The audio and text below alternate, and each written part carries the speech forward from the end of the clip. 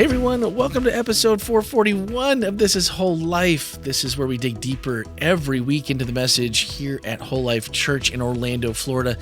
This week, the online family was checking in from nearly everywhere, watching from the UK, Barbados, New Hampshire, New Mexico, North Carolina, and Guam. Who could it be in Guam? It's actually multiple people now, as it turns probably out. is. Yeah. And Nashville. The Nashville.connection, which is not to be confused with Nashville Tim, because they were both in the chat at the same time. And something about we love the Wetmore family. I don't know. So it sounds like there's maybe some connection there. I'm just not really sure. I wonder who that is. Who that might be. So, I really don't know who it is. You don't know who it is? The Nashville connection? Yeah, they said that. Yeah. So. Well, I mean, I know a lot of people in Nashville, but I'm not there. Do they give a name? They did not. Okay. They did not. There you So go. Nashville.connection. I think we have a question from them later on, but you may want to just reach out and say, hey, Pastor Ken, or just Ken, or just Melanie, or just whoever. It's us, and we'll be happy to let everyone know who you are. All right. So as you can tell, we have people from all over the world that listen every week and that listen to the podcast here. And, of course, we would love for your voice to be a part of the conversation. You can send an email to podcast@wholelife.church, voicemail or text at 407-965-1607. And, of course, as that happens, we happen to have a voicemail today. So, it's the rare bird. We see it fly every so often. And here you go. Here's our voicemail. Hey, Randy. This is Carolina Dave. I've been enjoying the Dominion series, especially the boxer quotes. And the guy who played Nebuchadnezzar was really good. I especially appreciated the responsive prayer that Melanie let out in this past Sabbath, and Ken's message was really on point, as always. I'm really glad the barn party happened this Saturday night. I think folks probably needed that. But what I saw on social media, it looked like a blast. Anyhow, nothing special. Just thought I'd say howdy and let you know I'm keeping you all in my prayers. Carolina Dave, out. He was in the barn party spirit. Howdy. He was. So, Thanks, Dave. I feel a little bad. We've invited him to church retreat, but I don't know if we've ever put the formal invitation out for barn party. If it makes you feel any better, you have. I did. Okay. Yep. Well, Carolina Dave, it's good to hear from you. He wanted to be down here, but he had some other things going on. Bummer. Well, there's always next year for barn party because I heard it's happening again next year. And so I think that's a pretty safe assumption.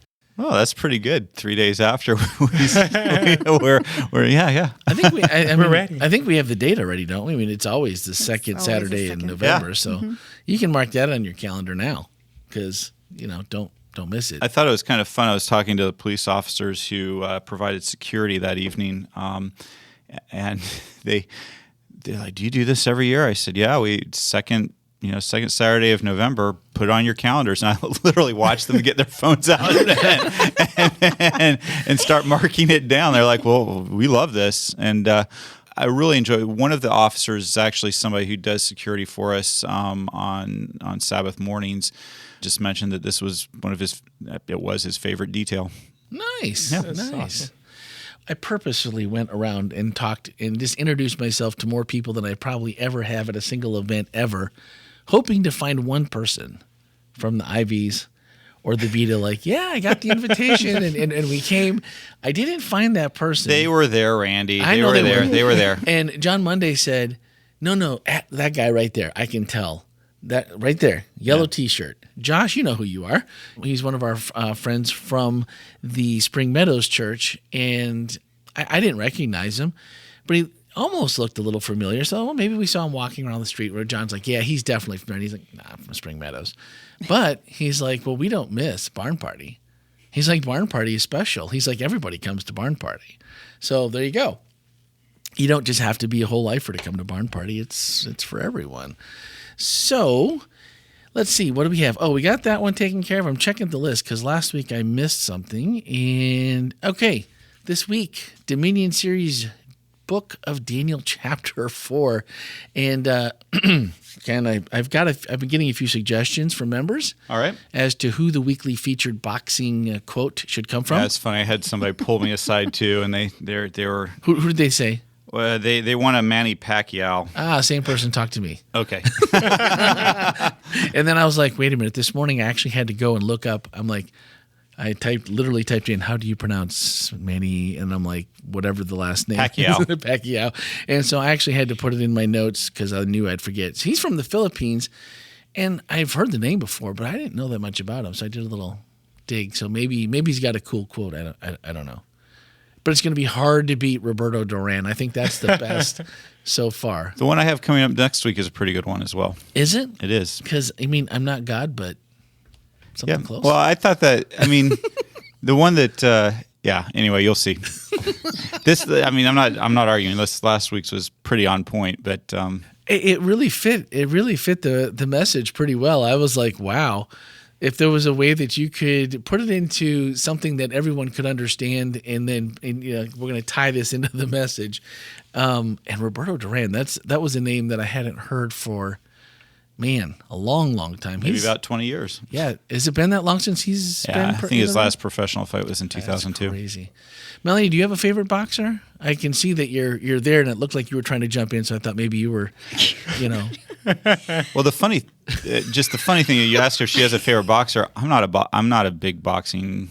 Oh, really? I thought you were. I'm much more into boxing now after this year. Oh no, that is not. That was not the point of this.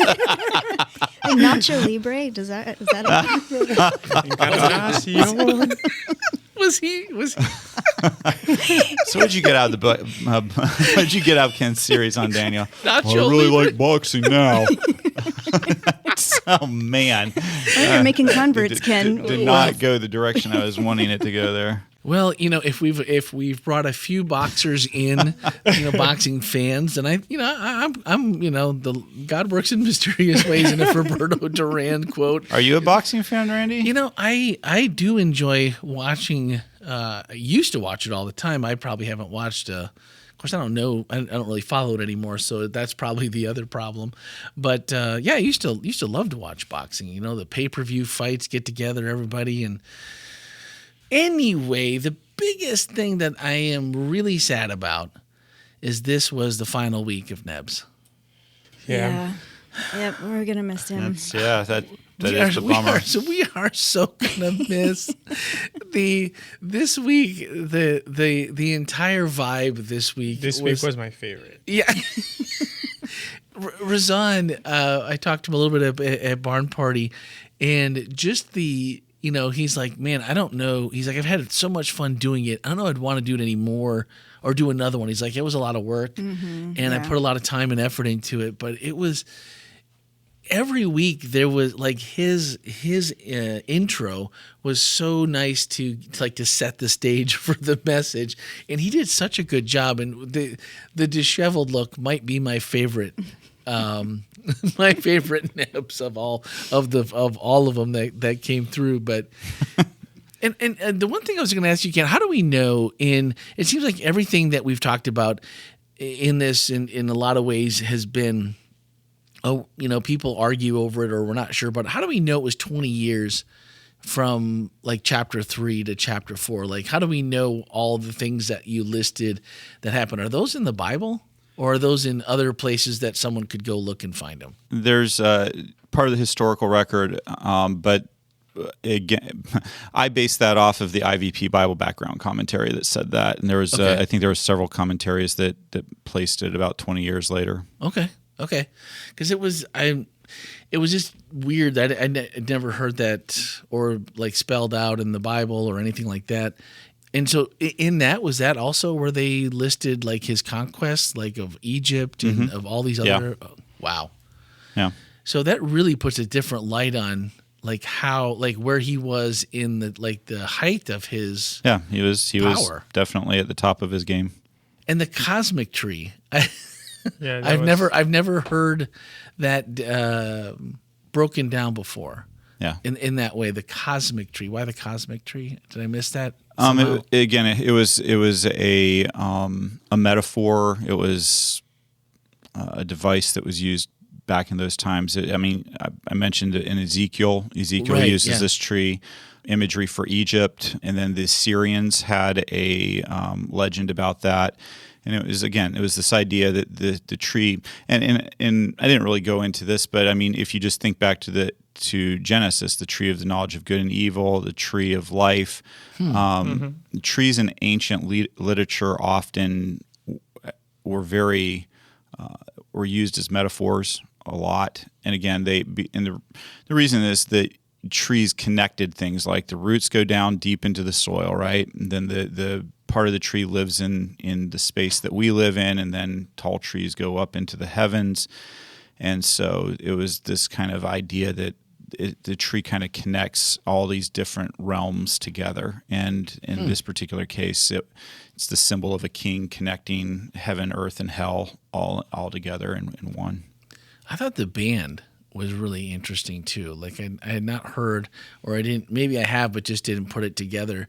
But the different parts, and Ken was clearly, if you go back and at least wholelife.church on the front page, the most recent message is up, and the smile on your face as you're telling people about the cosmic tree and the band. There's just this smile on Ken's face where he's like, "I'm not telling you which one you should go with, but go find it for yourself, thinking about it." And it was clearly, even though you'd probably spent a ton of time researching what you were talking about this week, clearly there was some fun in this from Ken for getting a chance to kind of dig into some things a little bit deeper, and then finding the revelation. I kind of like that one too. I thought that made Satan being bound and by the band, or the band and with and Revelation is a chain, so I don't want to. I'm not exactly comparing apples with apples there, but there's some similarity there, that this idea of being bound, and again, the detail is it doesn't seem like it would have been in there if it didn't have some significance, because it wasn't really a common practice at that time in that place. So the band around that stump seems like it must have was supposed to have some kind of import, but Daniel really doesn't define it in his interpretation, except that he talks about Nebuchadnezzar being bound for 7 years basically, or 7 periods of time. I think they did find some trees with metal bands around them in some archaeological sites in Mesopotamia, but nobody really knows why or what they were trying to accomplish with it. Kind of like the heads on Easter Island that are half buried. Like we don't know how they got there. Is that I guess the bands so. maybe? I don't Sure. know. There's so many pieces to all of these stories. The bands, the tree, is it folklore that puts all these together through these different empires that understand what this might be or have an idea of what it is. And it's like, how did this who figured all this out? I mean, I know you said like the scholars still, will argue over what is what and what it could be, what it might be.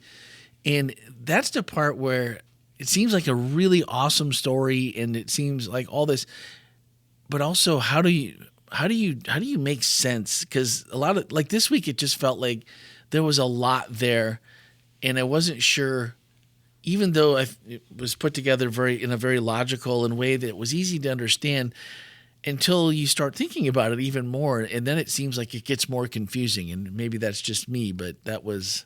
It's just the tip of the iceberg, really. I don't even know. It's not even the tip of the iceberg, because there's so much. There's so much on, especially the book of Daniel. In fact, even at, when they found the Dead Sea Scrolls at Qumran, they found a fragment of a document called the Prayer of Nabonidus, and he describes his experience being sick and gone for 7 years in the desert. And it also has, a section where he's praising God. So I think that Nabonidus? Nabonidus, which was the son last of king of Babylon. Huh. That's not in the Bible. No. Right. No, this is... Is that part of the Apocrypha? No, it's part of the Apocrypha, Dead Sea Scrolls. Just part of the scrolls. Okay. And it's... what makes that particular piece interesting is that how closely it mirrors what we just talked about. Coincidence? I didn't include it in my sermon because if you felt confused before, you'd feel even more confused after hearing it. Because in Nebuchadnezzar, I'm sorry, I'll let Melanie pronounce it correctly, but Who knows? So we'll go with. I'll just say it the way it's probably improperly said. But in Nebuchadnezzar, he talks about having an ulcer that somehow made him unable to rule for 7 years, and he was out and then along comes in the scroll a Jewish healer who isn't named. The person isn't named, who heals him and restores him to his kingdom, basically, and he gives glory to the Jewish God. That's wild. Which, if you understand the people who wrote the Dead Sea Scrolls, it would make sense to you that they would again be writing a hero story about these weren't Babylonian scholars writing or historians telling the story. These were Jewish people writing a story, and so there is, again, within scholarly circles, there's a debate of, is this a story that preceded the book of Daniel, that Daniel, the author of Daniel, based his story off of, or was the original Daniel story got moved to this? It's interesting things, but the interesting thing about it is that it is a piece of history that seems to have that adds to this particular story. It's like, okay, different king, somewhat different medical issue, but 7-year period, and losing control of the kingdom for a period of time. And historically, it actually probably works a little bit better for Nebuchadnezzar than it does for Nebuchadnezzar, because of some of the gaps in history with Nebuchadnezzar versus Nebuchadnezzar. But he's an actual person that we know existed? Yes, is that 100%. Oh, okay. In fact, we'll be talking about it this week, but for a long time, the book of Daniel was very much challenged because historians knew for a fact that Belshazzar was not the final king of Babylon. Historically speaking, it was an undisputed fact that Nebuchadnezzar was the final king of Babylon. And so, but he's not mentioned in the Bible. He is not mentioned in the Okay. book of Daniel, Oh. and so, or probably in the Bible in general, but he's not mentioned in the book of Daniel. Belshazzar is mentioned as the king when Babylon falls, and so historians say, well, this is a damning piece of evidence that Daniel is not authentic, that it isn't true, because that we historically know Nebuchadnezzar was the final king of Babylon. So, Never heard the name before. There you go. Something new to dig into, if you want to. but stay tuned to this week's sermon. We'll explain more about that. things. It's a Okay. really interesting thing. Maybe the thing that stuck out most in all of it, just because maybe it was the least, maybe the easiest to reconcile with what happens when we look at our own life, but Daniel becoming emotional over Nebuchadnezzar's fate. I mean, it seems like it's very nice, it's very good Christian type stuff and all, but when you stop and think about all that Daniel had been through, that is crazy to have that. Like Daniel's like the first superhero. How can you go through all of that Nebuchadnezzar put him through, and then here he is, knowing what's going to happen to him, or having a pretty good idea of what it looks like for that 7-year period of time, whatever that was, and feeling bad, and having maybe even angst about, how come Nebuchadnezzar? I don't know. That was a Stockholm syndrome. maybe, but to have those feelings would be so. I think Ken said, I think I might have had maybe some other feelings, and I was like, I know I would have had other type feelings, and then to not only have those feelings, but then to actually have to tell Nebuchadnezzar that this is what's going to happen. I mean, he already had to do the other dream, like that wasn't bad enough, and now he has to tell him this dream too. And it's like, how many times do I have to go back to the same person and be the beacon of bad news? And pretty soon, this guy's, is just going to be like, look, I see Daniel coming down the hall again. Just spear him, because I don't want to talk to this guy anymore, because every time it's bad news. It's bad news. And to still have that one, that's been on my mind. It seems like for him, there had to be a lot of humility, I think, in his person to be able to do and to be to Nebuchadnezzar what he was, and almost like a friend / advisor, confidant. I don't know what the proper thing is there, but that seems to me like that would just take an absolute ton to be what he was. That was just the thing that's been the humility.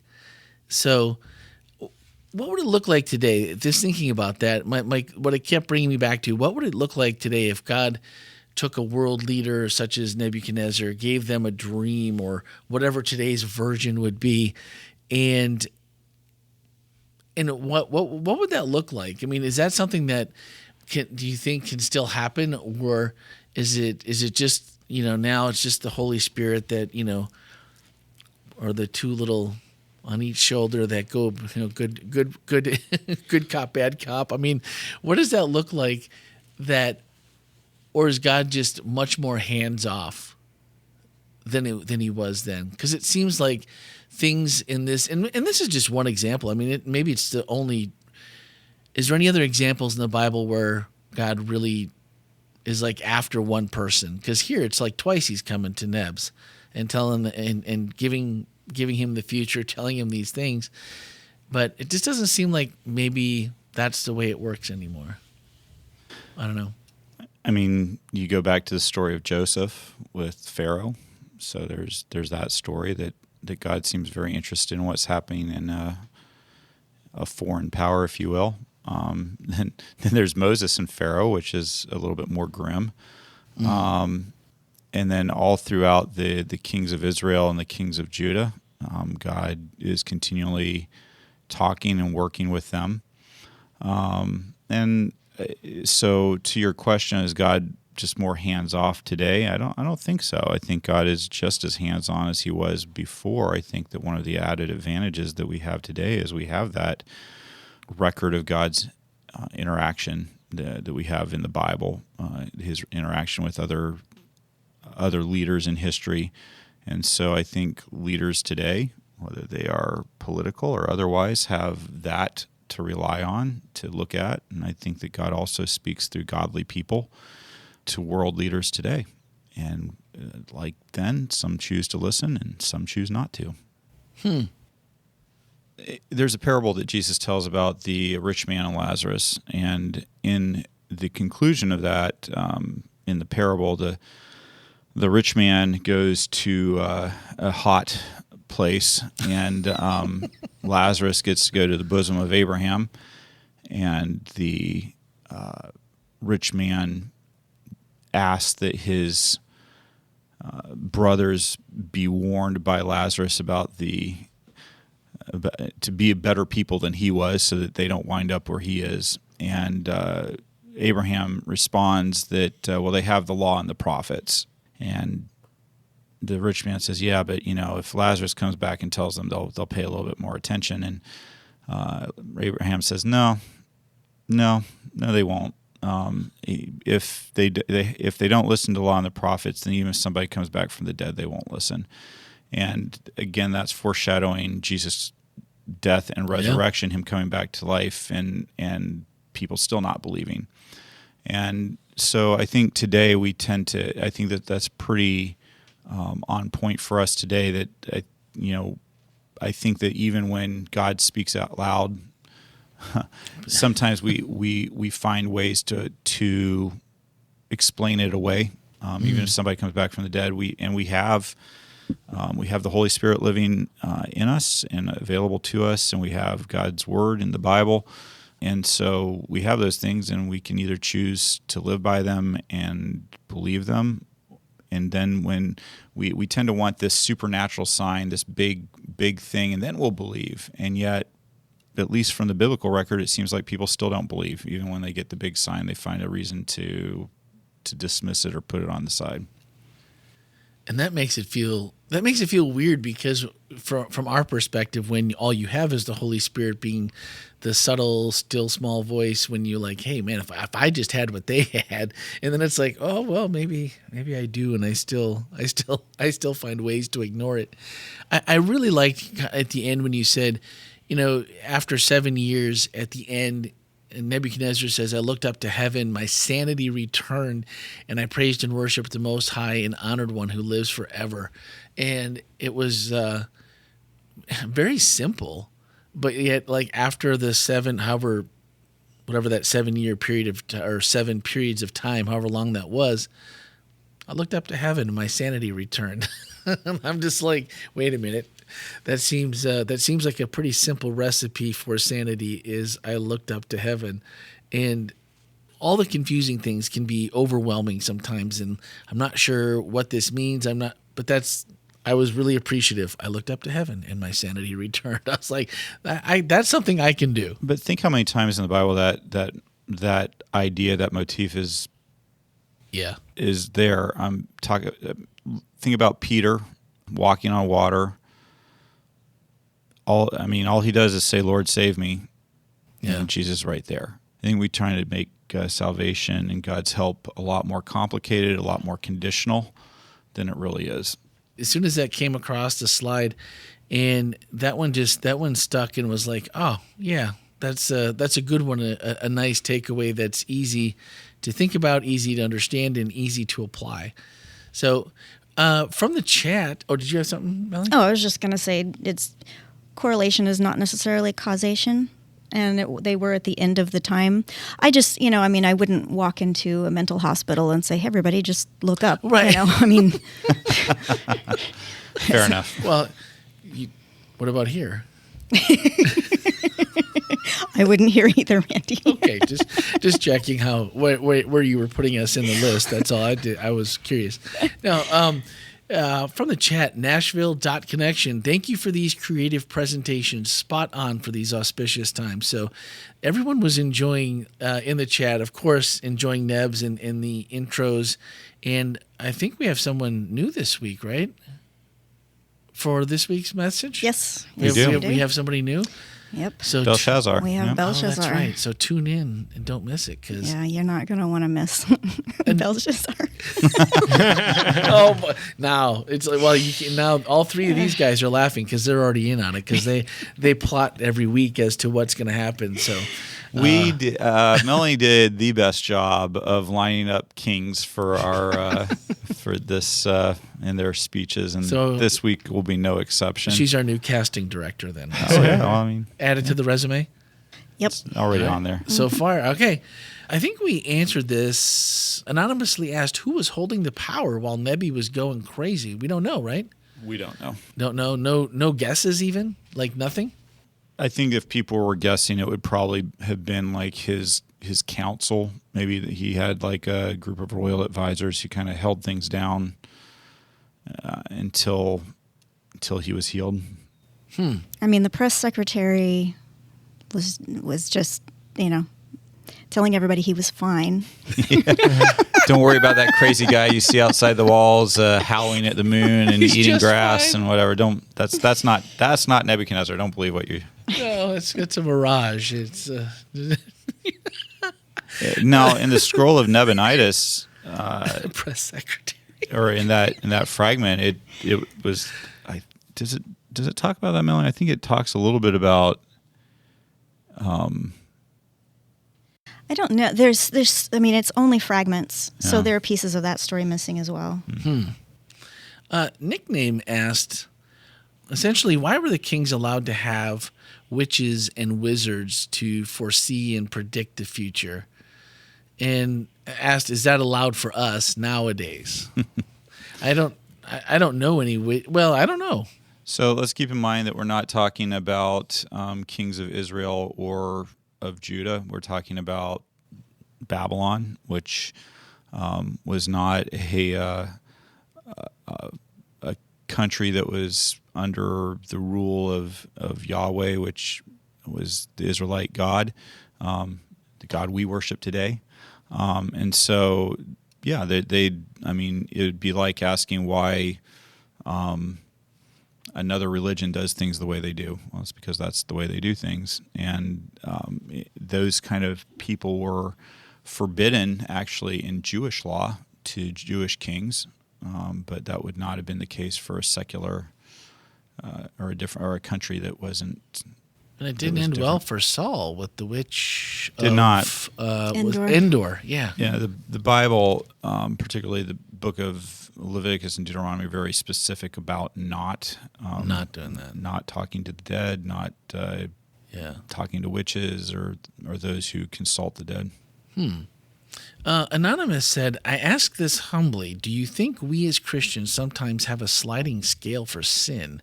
Meaning we feel like lying, white lies included, cheating, etc. is just not as horrific as murdering someone. To me, sin is sin, period. We're all sinners. Sin is anything you say, do, or think that goes against what God wants. Did we answer this one in? I don't remember now that I'm reading it. We talked about it, and just hopefully to recap it really quickly, as I mentioned when it was brought up during question and answer. I'd rather you lie to me than murder me. And so on a sliding scale, that's why right. we tend to create sliding scales. It's based on, I think we tend to base the sliding scale on our perception of the damage that's done to others by what we do. And so if it doesn't hurt people from our perspective as badly as something else, then we make it not as bad. The Bible's pretty clear that to God, sin is sin. And that's why I think it was Paul that said that all have sinned and fallen short of the glory of God, and all are in need of God's grace. And so, as human beings, we do tend to put it on a sliding scale. With that said, sin is sin. Yeah. You don't think God puts it on a sliding scale? I don't know. I think that it says the wages of sin is death, and if it seems like pretty much... I guess that goes to whether you believe that, and this is an interesting topic to get going on people. Is do you believe that God will punish some people more harshly than others in the afterlife or at the second coming, or not the second coming, but when the wicked are destroyed, do you believe some people will burn longer, will suffer more? Will God torture them longer or give them more horrific torture because they were a worse person than another person? I just think there's so much. I think if we as finite human beings can think through the complexity of something like sin and damage and consequences, that how much more God, especially as, if we're thinking about, for example, if you had to hide someone in your basement from a government that wanted to take them to a concentration camp, and the authorities show up and you say, no, I don't have anyone in my basement. Well, technically that's a sin, but is it wrong? So, I mean, when we say sin is sin, I think it simplifies it a whole lot. And then you've got, times in the Bible where it says a lying spirit was sent from the Lord. Well, what does that mean exactly? So, I mean, we have an angel that went around and killed a bunch of innocent newborns in Egypt. Yeah. So, I mean, I think this is a much more complex topic than we actually make it. The one that Sounds like Melanie has a great questions. I think that's for next year. Yeah. But the one that when I read that question, and I think after reading it this morning, I took it out of the chat this morning, and I as soon as I started reading, I'm like, wait a minute, I think we talked about this one already in Q&A, but I was thinking about the two that were standing alongside the Ark of the Covenant. Clear instructions were given, don't touch it. But also like natural reaction, oh, it's going to fall. Let me steady it. Let me catch it. And boom, you're dead. So, those are the kinds of things that make me feel like maybe there is a a scale that we don't understand, or a scale that's not mentioned, or just that there's certain things that are more maybe just an instance of being more holy than we and precious to God? I don't know, but yeah, I think it's a good question. Well, I think it's interesting though that in a lot of the world religions, but go ahead and take let's go ahead and use Judaism and Islam as two examples. Both of those religions will tell you that preservation of life is what's most important. And if you lie to preserve life, that's not a sin. It's not because you are doing it in order to uphold a bigger value, something that's more important, which is life and allowing people to have life. And so that's one of the things that, again, we can, you can talk about the angel that struck down the firstborn of Egypt. You can talk about a lot of these other things, and they're interesting things to talk about and debate. Was there, had Pharaoh been warned? Did God go straight to striking down the firstborn of Egypt? No, he didn't. He had pretty much proved over a number of different plagues that he was able to do what he said, and Pharaoh kept saying no. But then you can get into the hard part of the Bible says that God hardened Pharaoh's heart. Yeah. So then you're like, okay, so there's a lot of interesting nuance in there to, what does that mean? When I look at it, my take on that is that the same action from God can create a hard heart, or it can create a soft heart, depending on the way that you choose to react to what God says to you. And so what God does can make you decide to with my kids, there are things that I would say to them, and one of the kids would really respond to it, and the other kid would be like, no. Yeah. And they just had completely different reactions to the same words, same tone, just acted differently based on their personalities. And so there's a lot of interesting nuance in all of this, and it is definitely a much longer conversation. Well, great question, Anonymous. It's one of the questions that, all the things that Ken just mentioned. There's so many different things, and then there's other things popping in your mind, like can't open that can of worms, because that's at least 2 hours if we even bring it up. Special edition. Yeah, it would be a special edition for sure. So that's everything we had from the chat this week, and so this week it's Belshazzar, and so what do we, or Belshazzar? Belshazzar? Melanie, I will find out how to pronounce this correctly. I've always said it Belshazzar, but I don't know if that's because I listened to we will consult the sages. The sages and let you know. Your story hour was probably where I learned. We don't know what. Anyway, dictionary.com. They usually have a pronunciation. Yeah, well, I don't know I don't know who comes up with those. If that's any more accurate than guessing, but yeah, maybe we'll go to. I got Pacquiao right this morning. Yeah, so I was pretty impressed. So what's the title this week? What are we calling this? The Hand. Oh, the Hand, of course. Oh, Lucas. I thought we should call it the Party, but the Hand, that works. The Party would have worked too. Yes. The Party would have worked too, no doubt about it. Okay, well, I guess that's everything. We talked about Barn Party. We got that coming. We have Christmas coming, according to Ken. Yay. Let's get through Thanksgiving first. Let's, we've got a whole, 3.5 weeks till our big Christmas program. Is it really only 3 weeks? Oh, boy. Till our big Christmas program? 3.5, December 14. So how many Sabbaths is that from now? That's got to be 4 Sabbaths from now, right? Oh, that is 4 Sabbaths. Okay, don't no pressure. Don't take away a quarter of. But 3.5 before I have to make sure everything's ready. Well, okay, that's fair. Now, because of Barn Party and the missing drapery in the studio, I'm looking at our big board over there, going, "Wow, 3.5 weeks staring you in the face." Isn't it, Randy? Don't say it. Plus, and then next week I'll just. I guess Ken is hosting the podcast next week. Okay. Randy's going to be on vacation. Oh, fun. Good for you. Is that allowed? Are you allowed that? Yeah, I have my dad and my brother are trailering their Harleys down for, please Jesus, a week of sunshine.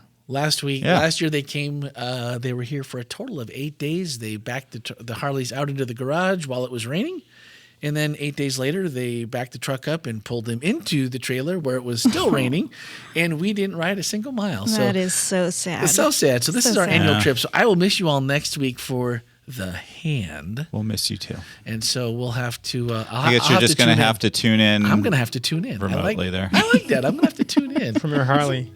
Yeah, maybe. No, don't be watching. Oh, no, yeah. No. There's a few things you got to draw the line at. I don't know how the people do it when they're riding down, and now they've got the big screens, and I'm like, that's just too tempting on a motorcycle, and no, that's not a good idea. No, it's really not a good idea at all. Anyway, all right, that's going to do it for this week, guys. Thanks for listening, and have a great week.